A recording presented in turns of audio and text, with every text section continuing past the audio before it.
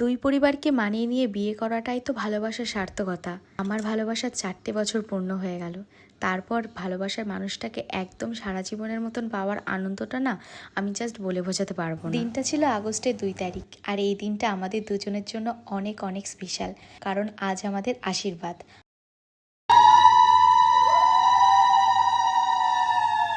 আর 2-3 দিন পরেই আমাদের বিয়ে। সত্যি বলতে আমার এত আনন্দ হচ্ছে কি বলবো, মানে সুরজিতের মতন যে একজন লাইফ পার্টনার আমার জীবনে পেয়েছি আমি নিজেকে অনেক অনেক লাকি মনে করি সত্যি। কারণ ও আমাকে খুব ভালোবাসে, আর অ্যাকচুয়ালি মানে আমাদের মধ্যে কখনো ঝগড়া বা কোনো অশান্তি কখনো এরকম কিছু হয়নি, বা ও আমাকে উঁচু গলায় কখনো কোনো কিছু বলেছে বা কোনো কিছু নিয়ে কখনো কোনো বারণ করেছে, তেমন কিছুই না। অ্যাকচুয়ালি আমাদের মধ্যে খুব আন্ডারস্ট্যান্ডিং আছে, আর একটা সম্পর্কের মধ্যে যদি আন্ডারস্ট্যান্ডিংটা না থাকে না, তাহলে না সেই সম্পর্কটার মধ্যে অতৃপ্ত ভাব চলে আসে। এইদিকে কোয়েল দিদি বলছে, তোমার ভিডিও আমার খুব খুব ভালো লাগে দিদি ভাই।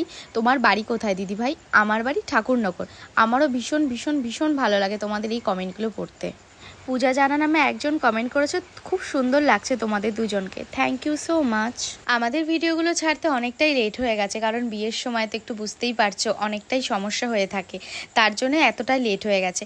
এরপর থেকে আমরা পরপর তোমাদের বিয়ের ব্লগ আর বৌভাতের ব্লগ অবশ্যই তোমাদের সাথে শেয়ার করব। আর কিছু কিছু রিলস ভিডিও আমরা পোস্ট করছি, তাতে তোমরা অনেক অনেক ভালোবাসা দিয়েছো, তার জন্যই আমাদের ফেসবুকে ভিডিও করতে অনেক অনেক ভালো লাগে। তোমরা সারা জীবন আমাদের পাশে এরকম থেকো।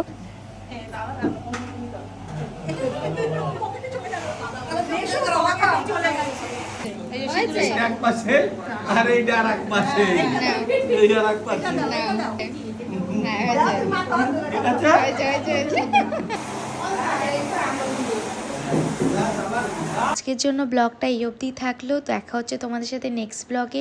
ভিডিওটা কেমন লাগলো অবশ্যই কিন্তু কমেন্টে জানাবে।